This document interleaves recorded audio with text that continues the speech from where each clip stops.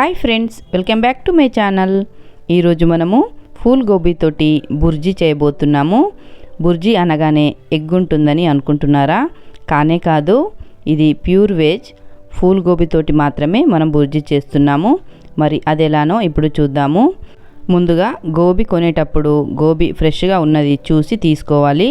అందులో క్రిములు అవి ఉంటాయి కాబట్టి ఫ్రెష్గా ఉన్నది కొని ఈ విధంగా పెద్ద పెద్ద ముక్కలుగా కట్ చేసుకోవాలి. ఆ తర్వాత స్టవ్ పైన నీళ్లు పెట్టుకొని మరుగుతుండగా ఈ గోబీని అందులో వేసుకోవాలి. ఎక్కువసేపు ఉడికించకుండా 1 నిమిషం పాటు ఉడికిస్తే అందులో ఉండే క్రిములన్నీ వెళ్ళిపోతాయి. ఆ తర్వాత నీళ్ళన్నీ వంపేసుకొని కొద్దిగా చల్లారనివ్వాలి. తర్వాత ఒక కటింగ్ బోర్డ్ తీసుకొని ఈ గోబీని వీలైనంత సన్నగా కట్ చేసి తీసుకోవాలి. చూస్తున్నారు కదా వీడియోలో, ఈ విధంగా సన్నగా కట్ చేసుకొని తీసుకోవాలి. అయితే గోబీ ఈ విధంగా పొడి పొడిగా ఉండాలంటే మనము ఎక్కువసేపు ఉడికించకూడదు. 1 నిమిషం పాటు ఉడికిస్తేనే సరిపోతుంది. ఇప్పుడు కర్రీ ప్రిపేరింగ్ చూద్దాము. స్టవ్ ఆన్ చేసుకొని కడాయి పెట్టుకొని 2 టేబుల్ స్పూన్ల నూనె వేసుకోవాలి. నూనె వేడైన తర్వాత 1/2 టీ స్పూన్ జీలకర్ర వేసుకోవాలి. అలాగే 2 పెద్ద సైజు ఉల్లిపాయలు, పచ్చిమిర్చీలు సన్నగా కట్ చేసుకొని వేసుకోవాలి. అలాగే కొద్దిగా కరివేపాకు వేసుకోవాలి. ఇవన్నీ లైట్గా ఫ్రై చేసుకోవాలి. ఆ తర్వాత 1/2 టీ స్పూన్ పసుపు వేసుకొని ఒకసారి కలిపేసుకోవాలి. 1 టీ స్పూన్ వరకు అల్లం వెల్లుల్లి పేస్ట్ వేసుకోవాలి. ఇదంతా చక్కగా కలిపేసుకొని మనం ముందుగా కట్ చేసి ఉంచుకున్న ఫూల్ గోబీని వేసుకోవాలి. గోబీ వేసుకున్న తర్వాత చక్కగా కలిపేసుకొని మూత పెట్టేసి లో ఫ్లేమ్లో మధ్య మధ్యలో కలుపుతూ 2-3 నిమిషాలు చక్కగా ఫ్రై చేసుకోవాలి. ఇప్పుడు 3 నిమిషాల తర్వాత చూద్దాము. చూడండి, గోబీ అంతా చక్కగా ఫ్రై అయిపోయింది కదా. అయితే మధ్య మధ్యలో కలుపుతూ ఉండాలి, లేదంటే అది మాడిపోతుంది. ఈ విధంగా చక్కగా ఫ్రై అయిపోయిన తర్వాత ఇందులో టమాటా వేసుకోవాలి. ఇక్కడ నేను 1 టమాటో చిన్న ముక్కలుగా కట్ చేసి వేశాను.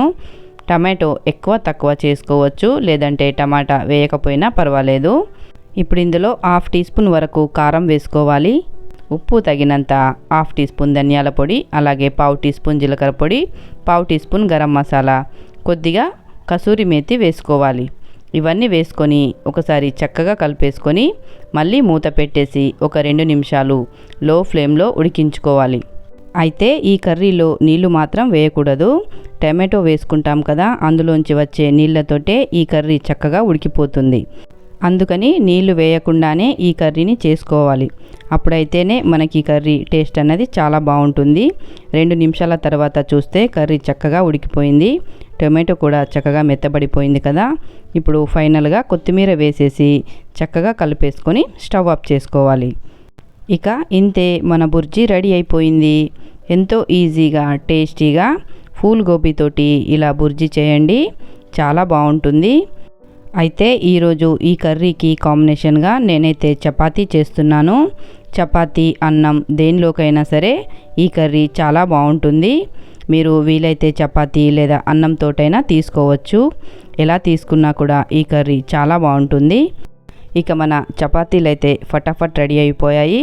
ఆలస్యం చేయకుండా ఒక ప్లేట్లోకి తీసుకుందాము.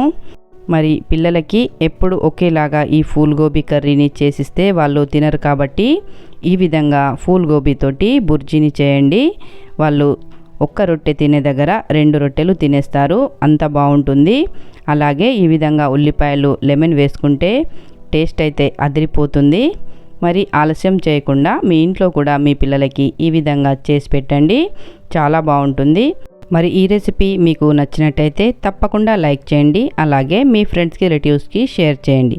మరి నా ఛానల్ని ఎవరైనా సబ్స్క్రైబ్ చేయకపోతే పుష్పాజీ కిచెన్ని సబ్స్క్రైబ్ చేసుకోండి. Thank you.